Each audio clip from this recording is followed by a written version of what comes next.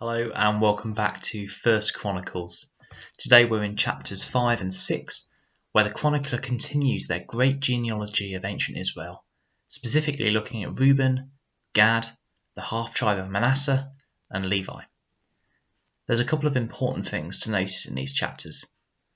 Firstly, Reuben is the oldest son of Israel, so why has he had to wait until chapter 5 for his genealogy? Well, if you remember back in Genesis 35, Reuben had committed the sin of sleeping with his father's concubines, and in Genesis 49, his father warns him that because of this, he will no longer excel. Here the chronicler explains the fulfillment of this promise, or rather curse, as Reuben is surpassed by Judah in importance, and loses his rights as firstborn to Joseph's two oldest sons, Ephraim and Manasseh. Out of Judah will come the Davidic line that is destined to rule Israel, and whereas Reuben will have only one tribe, Joseph will inherit the double portion of the firstborn and have two. The second thing to notice in these chapters is that unlike Judah and Simeon, who were covered in the earlier chapters, Reuben, Gad and Manasseh had their territory in the northern kingdom. This meant that they were swept away and dispersed when the Assyrians conquered it, and sadly they'd never returned, meaning that they were considered lost and played no part in the nation's life.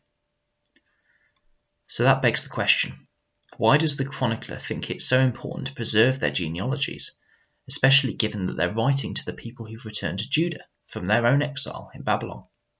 So he's writing to southerners about northerners. Is it just an act of remembrance? In fact, I think it's much more than that. And the answer touches on one of the big themes of the book. The chronicler is trying to answer the question, is God still interested in us? Can we still be the people of God now that we've been exiled? And does the covenant still stand, even though we've got no king? To all of these questions, the chronicler answers an emphatic yes. He includes the genealogies of the northern tribes, not to remind his readers of what has been lost, but because he considers these lost tribes to still be very much part of Israel, and represented by those who had come from Babylon. You see, some people had moved south into Judah when the two kingdoms first split, and more had fled south to seek refuge when the Assyrians invaded. So by the time Judah itself fell to Babylon, some of the people carried away into exile would have actually been from the northern tribes, and it stands to reason that some of the remnant that returned from Babylon would have been as well. So the legacy of the northern tribes is very much alive and well in those who've returned to the southern kingdom. Another big theme of Chronicles is immediate retribution, and this is the idea that sin is always followed by judgment and disaster, and conversely that obedience and faith are rewarded with victory and blessing. We see this principle clearly at work in chapters 5 and 6. Positively in verses 19 to 22 of chapter 5, and negatively in verses 24 to 26. The chronicler is reminding the remnant of Israel that their security in the land has never depended on their military might, their political manoeuvring, or even on the rule of a strong king.